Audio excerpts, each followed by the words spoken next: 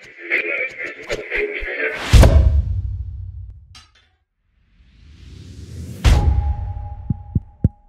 this thing on?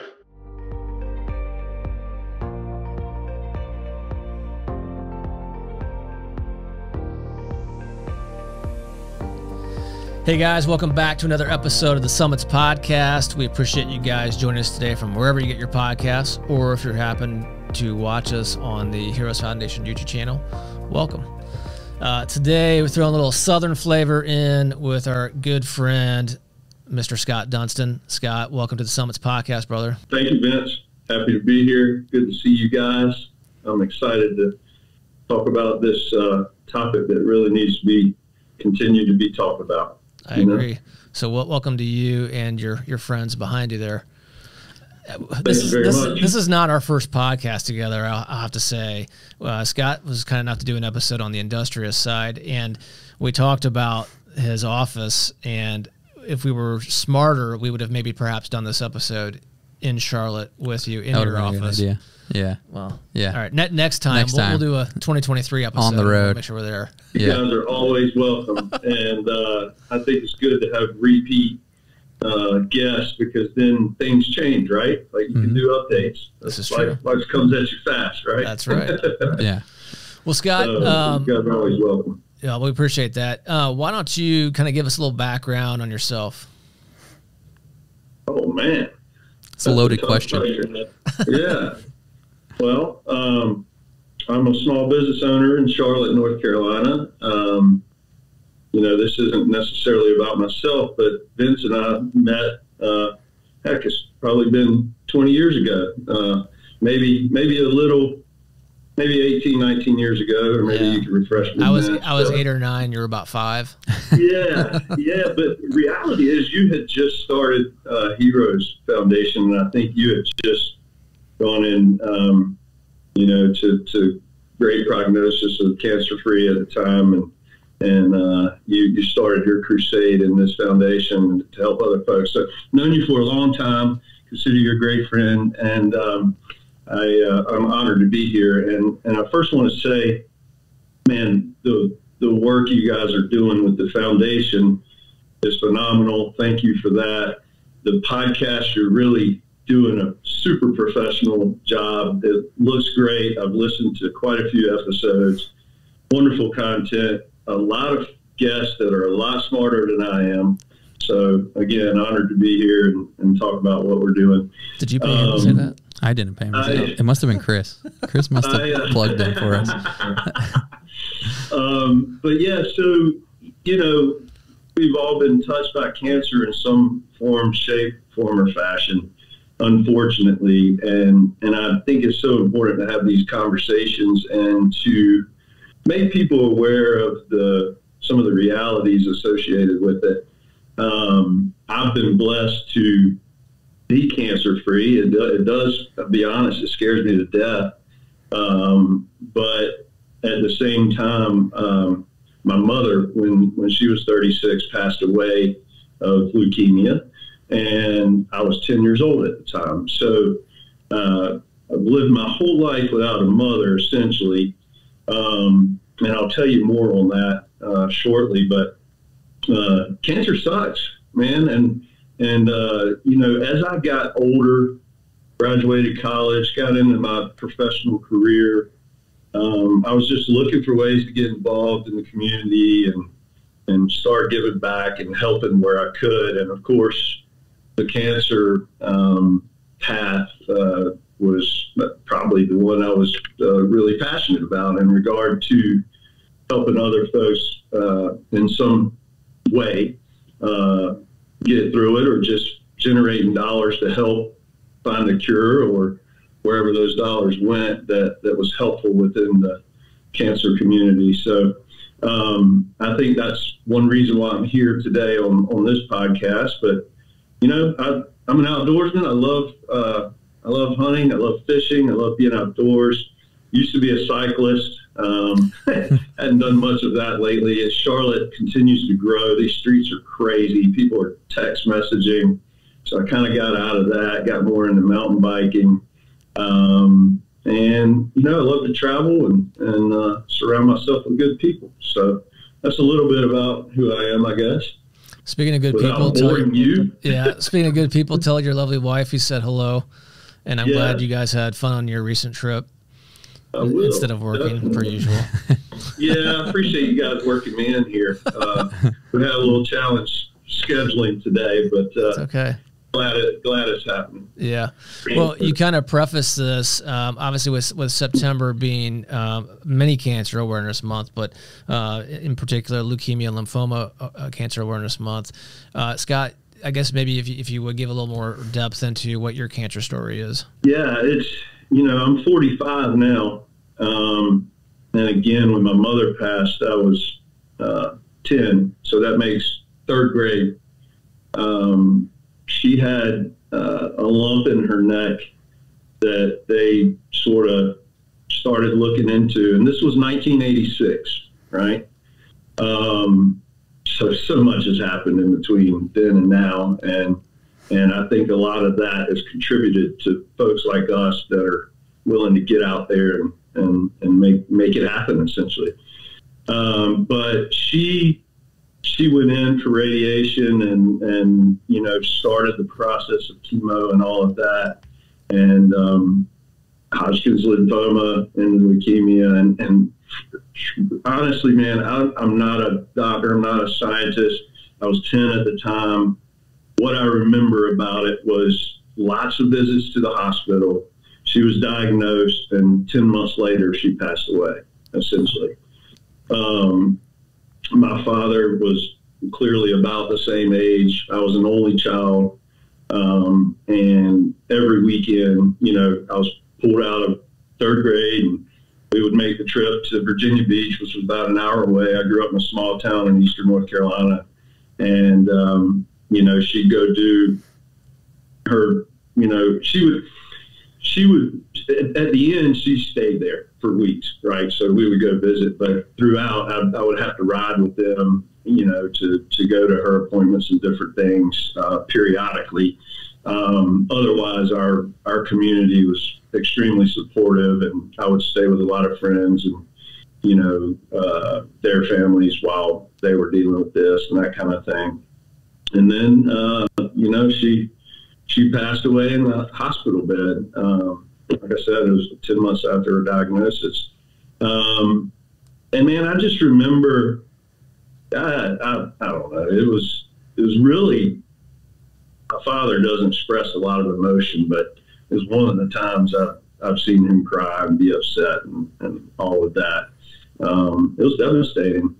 It became just the two of us, right? And my father had to work, and I had to go to school. It was complicated. And I think I'm not a parent yet. Maybe I will be one day, but I can't imagine the feeling of a mother, especially being in that position, knowing that she's leaving, her children or her child in this case. And so anyway, I think about that a lot and wonder, what obviously I wonder all the time what it would have been like with her in the picture.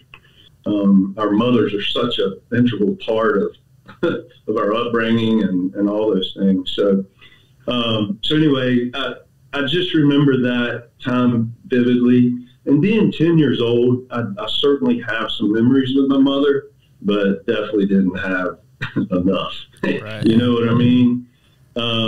She was a God-fearing lady, worked at the church. I remember just being a part of Sunday schools and all of that, and her teaching. And, I remember the community rallying around our family and just being there to support my dad and me and all those things.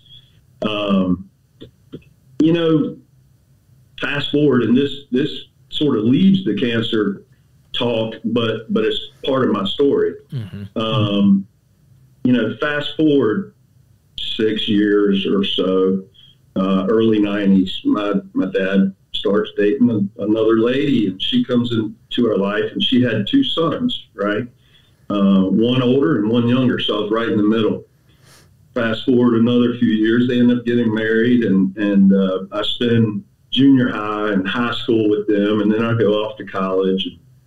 2001, my dad comes around getting ready for work in the morning, comes around the corner of the bedroom, and she is laying in the floor and had a brain aneurysm.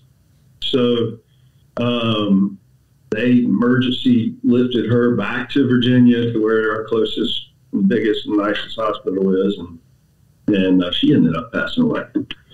So, man, so my poor dad, right? He's married a third time, God bless him, and he's found a beautiful wife that really takes care of him. I love her to death. But there's been 2 instances of she was 51, my stepmother was.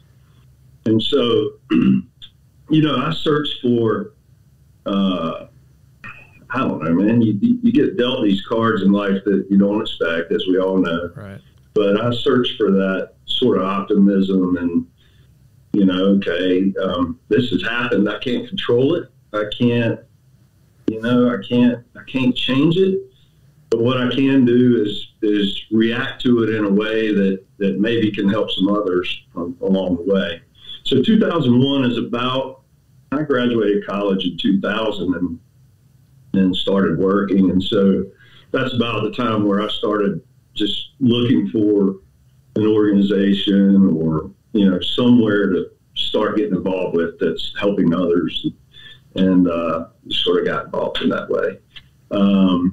But that's it without, this was, God knows, what's the math? That's 30, 40 years ago, 30 years ago. Yeah. Well, I think it was spring of 01, I want to say, is when you and I met the first time out in Palm Springs or Palm Desert, where the heck we were. Right. A lot of those nights were a little fuzzy. Yeah, they were, and that's about the time my stepmother ended up passing away. Okay. Not case related, as I mentioned, right? But man. But we struck up. Our conversation had extra meaning. I mean, we kind of went into that conversation because your uncle was there, my dad was there, and obviously you're with the situation with your mom and my recent situation having a lot of similarities. We kind of bonded from there, if you will. I remember it vividly. It's unfortunate that that's the initial bond, but it is nonetheless. And they said that they didn't want us to go on the golf course at night, but I think there were a handful of us sitting on one of the greens at 2 in the morning. But that's a different story for a different podcast. 100%. That was a good night. Yeah. So you were heading into, we kind of talk about paying it forward and what we've kind of done with a good portion of our time outside of our business life. And you're no exception to that. I mean, you've been extremely active in the Charlotte community. And so I think that's something that you should share as well. Yeah, for sure. And to just to top kind of, that mindset of, okay, look, this has happened. Let's move forward. The more of us that do that, I think the better, and certainly the cancer community going forward. And, I just developed that mindset of live life to the fullest, don't take anything for granted. You learn what family is, you learn what love is, you learn what friends are, and all that stuff that you hear really sort of starts to crystallize, right? And when that happens and you can take that sort of energy and apply it to others, I think it's pretty tremendous. I mean, at the end of the day, when we call it quits, whenever that is, no one's going to say, oh, God, I'm not going to sit back and say, oh, the money mattered or whatever. It's like, what did you do for others that I think really matters in this world? And so with that mindset, man, just got involved, right? And got involved with 24 Foundation. That was probably, I don't know, 2005, 2006. I still like the original name better. I'm just saying. Yeah, I do too. Initial name was 24 Hours of Booty. And it's essentially a 24-hour bike ride that's around a loop called the Booty Loop in Charlotte. It's about a 3-mile loop. Aptly named. And Yeah, that's right. Just saying. That's right. And Vince, you've come and you've done it 1 year, so you experienced it. And so you know what it's all about. But, you know, essentially that event is the sort of gathering of and celebration of all the funds raised to that date. And over time, I think they're getting close to around 20-some million. Might have blew that number actually after all these years that, you know, are giving back. So in that process, man, you know, I started just as a fundraiser. Like, you know, they created an online template like many have. You just go out and raise money and through your network and you donate. And then you go ride and celebrate and raise awareness. And I would do the ride and say, I'd have a couple like sponsors for the ride that would give me $1 a mile. So it gave me incentive to ride more miles and raise more money and that kind of thing. And they created a platform for, you know, me to make it easy to tell my friends, to get them involved. So over time, I built a team called Spokes and Mirrors, and we as a team would get together and host these events and raise money. And I can talk more in detail on those events if you're interested there. And then got involved in the committees and boards and volunteering and a lot of different ways. And that was sort of my outlet to raise funds and awareness. And then as we continue to build our business here, we've just attached to a lot of charities, including yours and Heroes Foundation, and you know, through sponsorships or donations or any way we could give back and it makes sense, even if it's just providing product to help build the brand or whatever. And so anyway, there's so many years combined into this conversation. We might need to peel the onion back a little bit to understand some of the things that you as a community or whomever's listening can actually go out and get involved, right? You know, and do the same thing, because that's what it's going to take to you know, beat cancer's butt, essentially. Correct. So if you have any questions around there, I'm happy to talk further. Well, I was just going to say, I'm rambling a little bit. Two things I was going to say. First of all, you know, kudos to you for doing that. I mean, a lot of people have the intention, but you got to do something, right? Plain and simple. As Nike said, 100%. Just do it. But also, we appreciate your support. You know, a lot of businesses are relationship based. You know, there's numerous companies out there providing the same product or the same service, but if you establish a relationship like I think we have, that is where the loyalty comes into play. And Absolutely. So, I mean, we've been doing business together for 20 plus years now or whatever. We look pretty good for 27-ish. Absolutely. So, and honestly, dude, we've talked about this before. I mean, look, here's some of the examples right here of what we're wearing. You guys are looking good, man. You guys provide a good product, good service, and your heart's in the right place. Thank you. So why the hell would I want to go anywhere else? Well, we're honored, and we've talked about this, and you sneaked that Easy Up tent order in on me.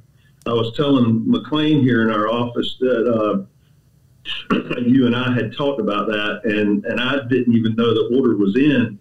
But you placed it. Thank you very much. And I told you we are gifting that tent to Heroes Foundation just as a little contribution and again just to help out. I've been wanting to do something this year with you guys, and that's just one way we can help. So, well, we appreciate that. And by the way, just so you know, we have like about 4 million followers on YouTube that just heard you say that. Yeah, exactly. So, just shy of 4 million, 4 million, I think. Ish. Big-ish. I mean, little-ish. More after today, man. Yeah. The funny part is, this kind of goes against what I just said about his company, but I'll probably get like double invoice for it now. Hey, you never know. The only problem is you like to ship on your FedEx number, so it is shipping on your FedEx number, so you'll have to cover the shipping. That's fine. That's fine. No problem. This is the one time where that gets you. That's okay. That's okay. But yeah, so you know we're proud of it, and I also have to say what an incredible job you all do with the gala. My wife and I, 3 years ago, we were able to make our way out there. It was probably one of the coldest days in Indianapolis history. It was just a normal January day in Indianapolis. It never seems to fail on that one, that it is exceptionally cold. Yes, it was frigid. And we had a big time. You guys do it right. You know what you're doing. You can tell there's been a lot of experience in growing and tweaking that thing along the way. And I think you raised big money that night. And I'm just proud of what you've been able to create and turn your story into a super positive for others too. So I do want to make sure I mention that. Well, we appreciate it. As you're very well aware, it certainly takes more. It takes a lot of people to get that done. I mean, the support of Daniel, yourself, and the entire crew around here, friends, family, and now an extended network of the heroes family, as we like to call it. Mm-hmm. It takes a real big effort to do what we're doing, and of course, it's a snowball effect, right? The more people we get involved, the more we can do, the more we can accomplish, et cetera. And so, I appreciate your words. Appreciate you guys coming out to Indy. Next, you got to come back again. I want to do it again. Bring Katie with you. She's welcome. Blow her some shit when she comes into Indy, and you guys can complain about the temperatures together. I do have a question for you. So you've been around us. You've been certainly around 24 Foundation, and kudos to all the folks at 24 Foundation for what they've done over the last couple of decades. But what advice would you want to give someone who, I mean, we've all been affected by cancer in some way, shape, or form, as you talked about. It doesn't discriminate. There's no one spared. But those folks who've been affected by it, who have that feeling, hey, I want to do this is BS. I want to do something about it, but they just haven't taken that step. What kind of guidance or what kind of encouragement might you give to them to do so? Just get started, just like anything, right? Like, do some research. There's an organization in Charlotte and probably other cities like it, that if you're a corporation or an individual or a team or whatever looking to give back to the community, you can call into this center, and they're a nonprofit as well, and they will connect you with whatever it is you're passionate about. Whatever. God knows I don't think I'm wrong in saying this. There's thousands of nonprofits here in Charlotte. There's a huge philanthropic mindset here, and there's a lot of folks doing a lot of great, and not just cancer, but veterans, and on and on and on. Mm-hmm. And so there's a lot of local opportunity to get involved. And I'd say look for something like that within your community, just Indianapolis or wherever, to get connected to some organization that you believe in the mission and whatever. And Indy, I think, is Heroes Foundation, right? So reach out. Talk to some friends. I mean, there's so many 5Ks. There's so many golf tournaments. There's so many sporting clay events, galas. Sporting clay. Yeah. Sporting clay. Big down here in the Southeast. And maybe it's just bigger for me because I'm into that kind of thing. But it's a great way to engage in a different sport, get people outdoors, and figure out how to raise money doing that. But there's enough people out there running 5Ks. There's enough people out there. Ask them what their experience is like, and do your research and reach out. I promise you, any nonprofit will be happy to have you, especially these days. Everyone has been kicked in the teeth throughout COVID by not having their traditional events, by not having their auctions. For us, I think you need a couple crusaders, right? Like, you don't have to be the leader. Attached to someone else like us that needs your help and needs your support and can help delegate some of those responsibilities to you. That's what I would say. Just get started. To cabbage onto that, I think it's not just the benefit that you're providing to that nonprofit that needs your help, whether it be as a volunteer or financial help or what have you. But what about the feeling you get when you do it? Mm-hmm. There's the selfish part, right? I feel extraordinary knowing that, and that, frankly, that's a selfish statement because it's I feel, right? But I do, I feel great. Like knowing that, all right, I suffered through this as a 10-year-old. I've seen what it's done to my family. I've seen what it's done to my friends.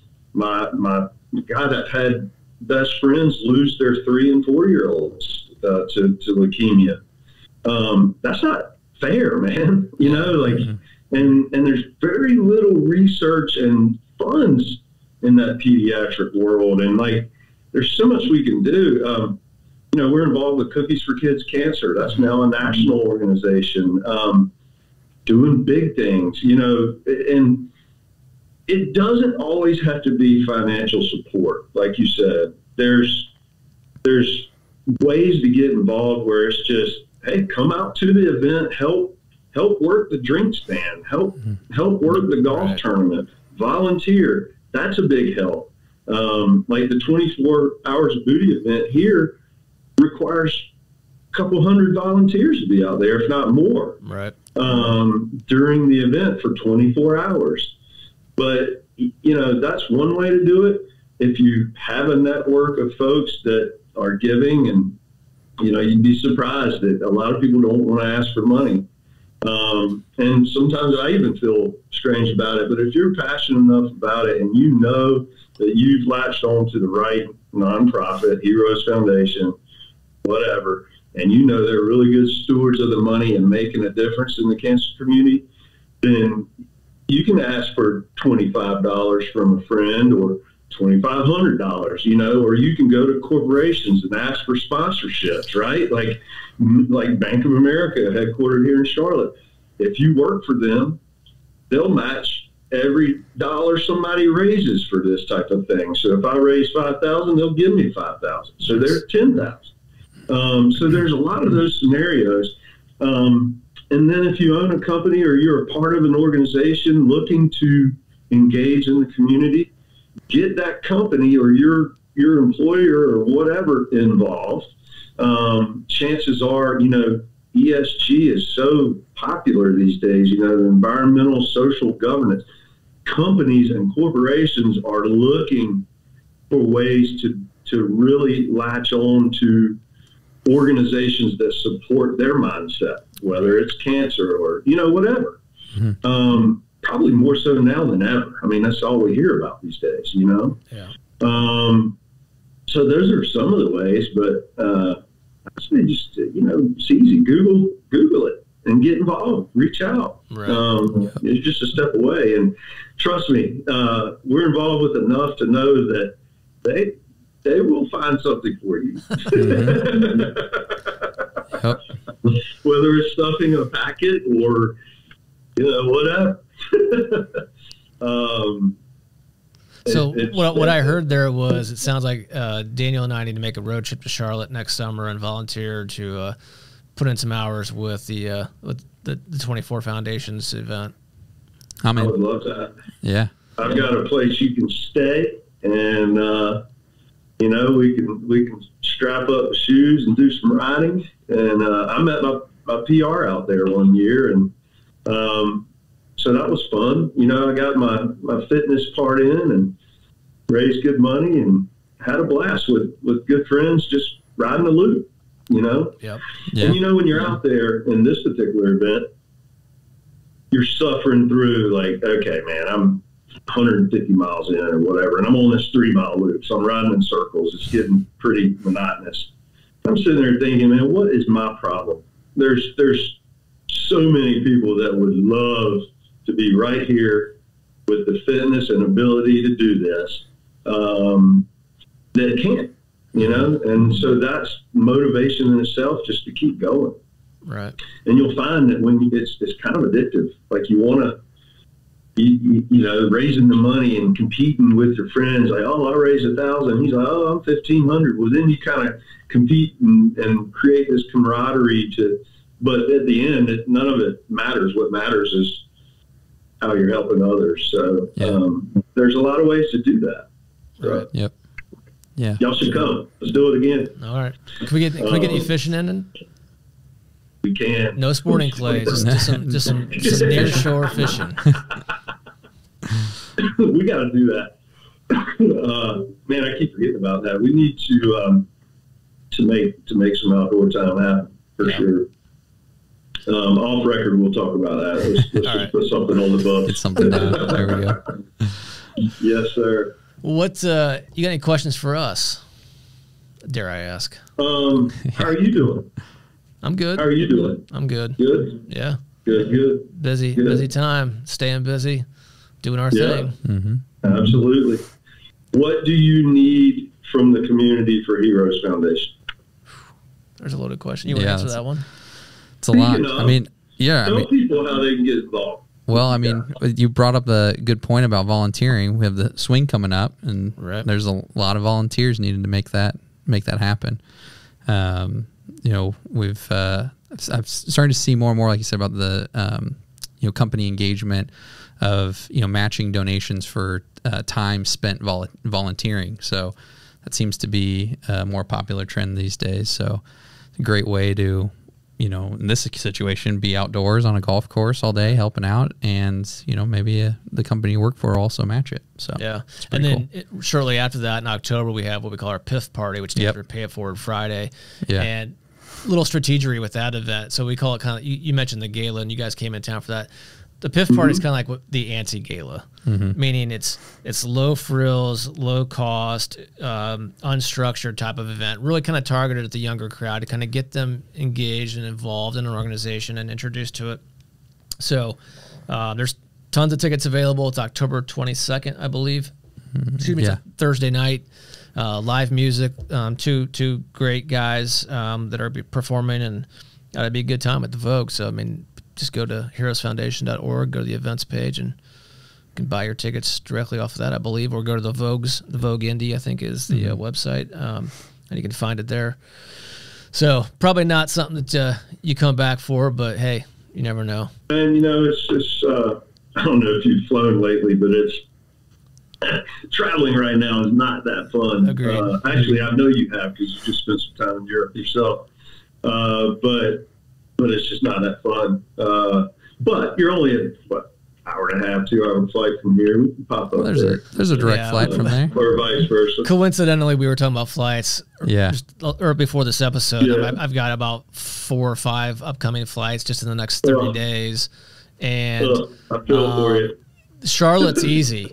None of these are direct. That's the jacked up part of them, and they're not that far. And anyway, I'm sure there's somebody listening to this right now saying, "Oh, I got a solution for you. It's called JetLinks," and we'll get into that. But that's what we were talking about. A whole nother podcast around travel woes these days, right?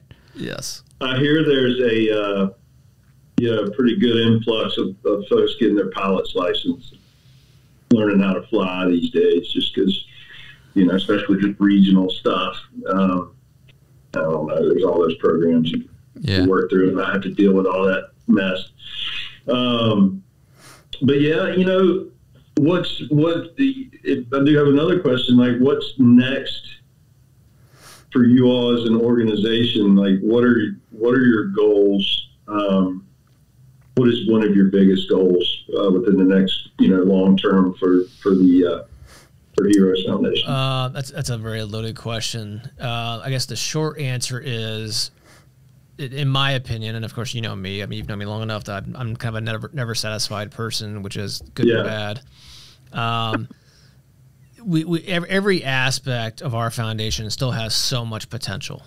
Like there's no aspect of our foundation, in my opinion, that has reached its full potential, and so because of that, there's more growth to be had. And at the same time, like our biggest issue, I'll say, is this: we're trying to do 3 things, which sound very simplistic, but they're difficult, and it requires, the 2 key things we talked about: time and money.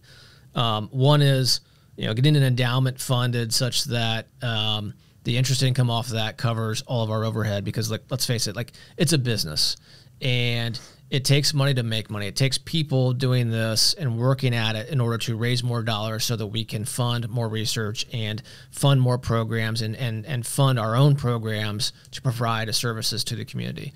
So that's one, and that takes a lot of money, and that certainly doesn't happen overnight. I did not win the Powerball last night, so we got to keep chipping away at it year after year.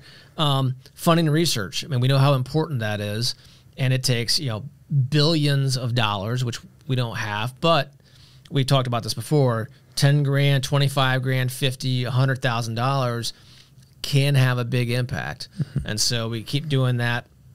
And obviously, as the numbers grow, the more we can do, whether it be higher dollar amounts, more projects, combination of both, what have you. And then, I don't know. I almost lost my train of thought. What was the other thing? There were three things. Your goals. I mean those are. Yeah, I think you've touched on the one that's always, I think you and I talk about a lot, is just the, that sustainability. Yeah. Right. Right. And yeah, that's a really big key thing. Is like we talked about the first 20 years, we're just making it, right? Getting it started, getting that snowball going. A lot of organizations, a lot of businesses start up and they fail after 2, 3, 4 years for any number of different reasons. High percentage, probably like 60%, maybe 70%. And this sounds like it's going to date us, but the next 20 years is all about, and I've said this routinely to our board and to others, the next 20 years is how does this thing live on? Like I'm telling everybody else, like beyond if I'm gone, your wife's leadership, beyond anybody sitting here, beyond the three of us and anybody listening, how do we make sure this thing continues on? Right. That's part there, my friend, is your legacy, and that is tough, or you all's legacy. That is tough to it's tough to achieve, but you can do it. You've got such a really great, no pun intended, foundation. A lot of times, just building that foundation and the brand is some of the most challenging. Keeping it going, and then when you get to a point, it's like, okay, how do we take it to that next level? Yeah. As you said, the foundation's been laid. I think the structure is there. It just needs to be further developed, and it's just going to take some time and money. And the right people who you have, and I mean that's what the reality is, right? Like the people, and you've surrounded yourself with a lot of great people, and that's a key for sure. And I got one more question for you. What would you say you're most proud of in regard to the 20 years with the foundation? Oh, shit. You put me on the spot. I don't know. Or just one. And this one, is okay. 50,000 foot view. The one thing that that we're in the 22nd year and we're still doing it. And I guess be very proud of that. The little caveat to that would be that I'm almost as, or I guess I should say, I'm still as energized and invigorated about it today as I was 22 years ago. So great example. We talked about this earlier today. I got a call end of last week from a girl that I've known since undergrad. We're pretty good friends. And she called me to ask me for a resource recommendation because her 24-year-old daughter has just been diagnosed with stage 4 lung cancer. And I about fell off my damn chair because you just don't think of 24-year-olds and stage 4 lung cancer. Yeah. And my reaction, and this, some people maybe not, this doesn't like make them feel good, but like my reaction to that is getting enraged. Like that pisses me off. Yeah. And that it's unfortunately the fact that those stories come around too often, that's what keeps me going and keeps saying, this is why we're doing it. This is why we need to keep doing it. And if I gone tomorrow, why you all need to keep rolling this thing forward beyond me and beyond anybody else on the board or committee or staff or what have you. So there's your answer. Yeah, you're right. You should be proud of all those things, my man. That's great stuff. You know, you could just crawl up in a ball and feel sorry for yourself and do nothing, which I think a lot of people do. And that's okay. That's what they choose to do. Or you could choose to get engaged and do something about it. And that's more my mindset. and yours too. And so I love that, man. That's what it's going to take. It just is. So you told me, did I have any questions? That's really the questions I could think of right off the bat. But, I think it's great what you guys are doing, man. Congratulations. Well, thank you. We appreciate, like I said, your continued support and the support of so many others. And thanks for sharing your story with us today. Yeah, thank you. Absolutely. Happy to. Hope it helps somebody. I think there's a, conversation in this podcast is just so cool because you can hear from the horse's mouth of folks' stories of how this affects them and the mindset of what happens when you get that diagnosis and what you had to go through. Otherwise, you're just kind of immune to what cancer really means. You just hear the cancer word and that's it. But this, I just love to hear, not that folks have cancer, but I love to hear how they're navigating it and, the resources that are available to them and that kind of thing. You've had doctors and all kinds of folks on, and keep up the great work, man. It's very educational and really cool. Well, thank you. And likewise to you. I'm sure Spencer and Katie and everyone else at 24 Foundation are grateful for all the time and effort that you've put into their group. So keep doing what you're doing. Absolutely. Will do. Well, thanks, guys. Thank you. Thank you. And thank all you guys for tuning in and listening for wherever you get your podcasts or watching us on the Heroes Foundation YouTube channel. If that's where you're checking this out, you haven't hit subscribe, please do so. It's free of charge. Even Scott won't send you an invoice for it. So hit that up, hit that notification bell, and we'd appreciate you. And before we take off, don't forget, beat cancer. Yeah.